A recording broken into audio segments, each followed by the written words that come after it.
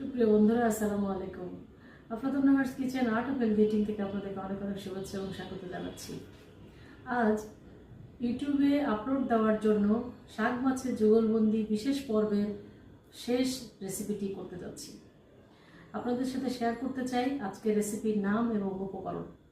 আজকের রেসিপির নাম পুঁই শাক দিয়ে ইলিশ মাছ। খুবই কমন একটি রেসিপি। আসুন দেখে নিই এই রেসিপি তৈরি করতে কি কি উপকরণ লাগছে।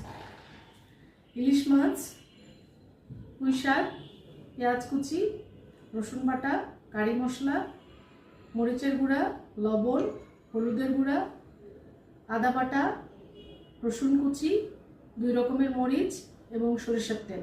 আর আমি এখানে রসুন বেরেস্তা করে রেখেছি, সেটা ডেকোরেশনের জন্য।